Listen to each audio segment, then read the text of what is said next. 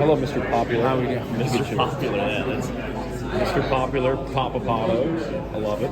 You're the Papa Pato? you're Not the that I know of, But no. you're the senior leader on this team. Oh yeah, I guess I'm the old guy now. Well, no, Kyle's the old guy in this month. Very old guy, though. But I love this event, man. I love it. I really embrace just the lead up to qualifying and then making sure that your car is tuned in for the race. Like just everything about it is freaking awesome.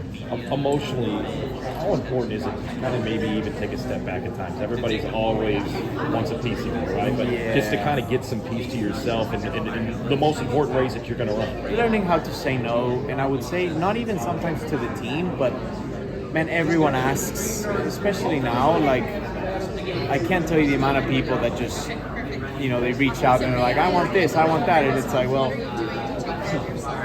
not that easy. And just learning how to say no and not feeling bad about it, because ultimately, if people want to come, they're going to come. UPS wants most of your time, right? That's the rule, right? Obviously, everybody likes free stuff, but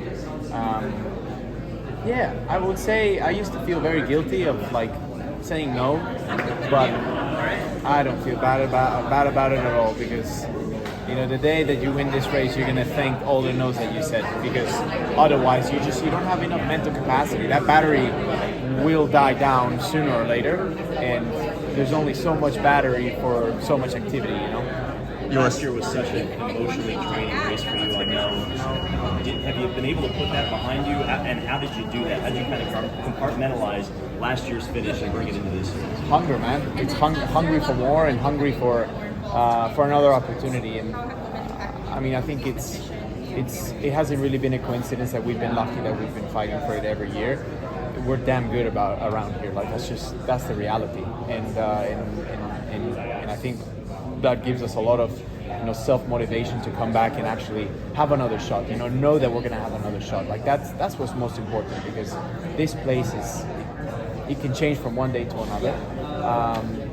But I've really found my groove here, I would say. And you know, there's just the little thing called timing that we need to that I need to figure out. But I think you know, we have our best chance ever, and I'm excited. I really am. I really embrace this whole month. Every year I get to enjoy it more and more and more. What makes you damn good out here? Is this, I mean, because at one point last year you looked like you were in Kyle Larson's sprint car coming out of turn number 2. Like, you don't teach that. Where do you get it? Honestly, I mean, I think the interview that I had after the race last year explains it all. Like I put the car through scenarios and things that at that moment I was like, oh my God, we're done. Like our race is done. And somehow we ended up fighting the race. But I mean, if people remember, we were 12th and 15th the whole race. No idea how we just, like, we had to get through the field on track, not on pit stops, on track. And when you're in a pack, it's so hard to do. And like I really don't have an explanation of how I did it.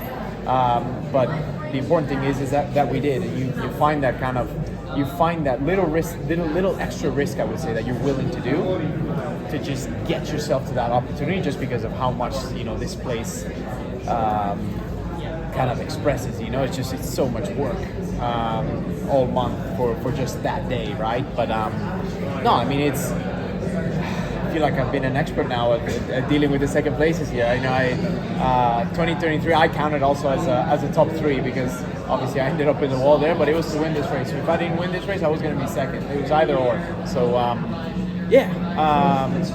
it's just a great event, phenomenal month, and the fans obviously are going to be amazing.